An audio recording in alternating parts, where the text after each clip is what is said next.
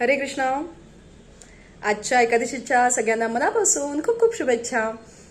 आपल्याला तर आता हे माहिती आहे की आपण ही एकादशी खास भगवंतांसाठी करतो, आपल्या माधवासाठी करतो. आपल्या स्पिरिच्युअल लाईफमध्ये सुद्धा ना, आपल्या आध्यात्मिक जीवनात आपल्या खूप इच्छा असतात की बाबा मी जर 2 माळा करत आहे तर मला 4 माळा करायला सुरुवात करायची आहे, मला भगवद्गीता वाचायला सुरुवात करायची आहे, मला भागवतम म्हणजे नक्की काय हे जाणून घेण्यासाठी ऍटलिस्ट एक पाऊल तरी टाकायचं आहे. पण काय होतं की आपण ठरवतो खूप, पण ते पूर्ण होत नाही किंवा त्याला खूप लेट होतो, खूप डिले होत जातं. ते एक छानशी आज एक ट्रिक शेअर करते. जेव्हा पण आपली एकादशी असते ना, त्या दिवशी भगवंतांच्या समोर जाऊन त्यांना हे मागायचं की फॉर एक्झाम्पल आता जर मी 4 माळा करत आहेत भगवंतांच्या, माझं नामस्मरण हे 4 माळांचं आहे आणि माझी स्वतःची खूप इच्छा आहे की मला ते 10 माळांवर न्यायचं आहे, 6 माळांवर न्यायचं आहे, तर भगवंतांसमोर जाऊन हे मागा की भगवंत मला स्वतःला माझ्या 4 माळा ह्या 6 माळांवर न्यायच्या आहेत.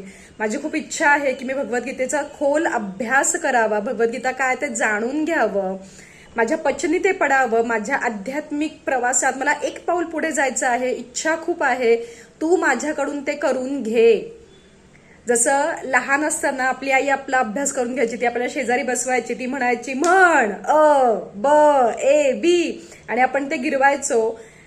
तर आपलं मायबाप कोण आहे? स्वतः भगवंत.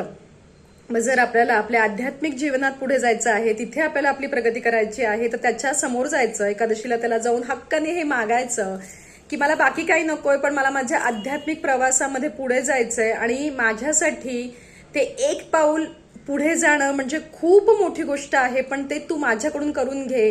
कारण आपल्या सगळ्यांना माहिती आहे ना, आपल्या आतमध्ये भगवंत आहेत आणि ते नेहमी आपल्याबरोबर हितगुज साधत असतात. सो एकादशी ही जी माधव तिथीवर येते, भगवंतांची सगळ्यात लाडकी तिथी, त्याशी त्याला जाऊन हे मागायचं की हे देवा, माझी खूप इच्छा आहे की माझ्या 4 माळा ह्या 6 माळांवर जाव्यात. मला तुला जाणून घ्यायचंय, तुझा माझ्या आतमध्ये असलेला वास मला प्रत्येक रोमांमध्ये फील करायचा आहे, माझ्याकडून तू हे करून घे. हे जेव्हा मनापासून आपण भगवंतांना मागतो ना, miracle will start happening with you. भगवंत म्हणतात की हो, माझ्या भक्ताची मनापासून इच्छा आहे, त्याच्याकडून मी हे करून घेणारच. आणि आपल्या कळत न कळत आपण कधी त्या लेवलला जातो, एक लेवल अप जातो, हे आपल्यालाही कळत नाही. आणि काही दिवसांतर आपल्याला असं वाटतं, अरे ज्या गोष्टीसाठी मी इतके दिवस झगडत होते, इतके दिवस मी स्ट्रगल करत होते की माझ्या माळा रोज का नाही व्हायच्या किंवा माझं रोज भगवद्गीता वाचन का नाही व्हायचं, ते अचानकच कसं काय व्हायला लागलं. तर तो आत बसलेला माधव आपल्याला त्या गोष्टीसाठी नियमित करतो. पण हट्ट कसा धरायचा माहितीये का? बाळ कसं असतं, काही मिळालं नाही की हातपाय आपटतो, अगदी मनापासून त्याला माहिती असतं की आई मला देणारच, वडील मला देणारच हे आणून. तर तसं भगवंतांसमोर एकादशीच्या दिवशी भक्तीमध्ये एक पाऊल पुढे जायचं आहे, हे मनापासून मागायचं, हातपाय मन सगळं आपटून आपटून त्याला हे मागायचं की मला हे हवंच आहे.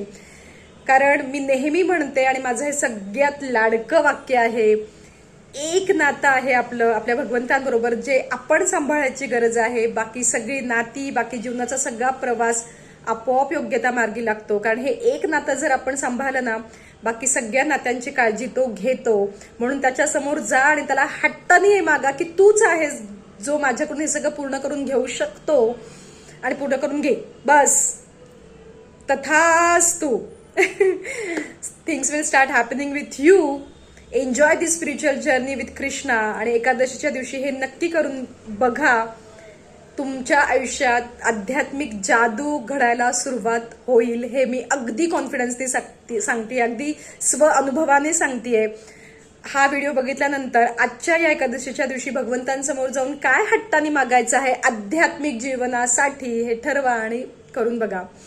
हा व्हिडिओ जर आवडला असेल आणि आपल्या चॅनलला जर तुम्ही अजूनही सबस्क्राईब केलेलं नसेल तर प्लीज आपल्या चॅनलला सबस्क्राईब करा, हा व्हिडिओ शेअर करा आणि तुमचं प्रेम आपल्या चॅनलला नेहमी देत राहा. हरी हरी बोल.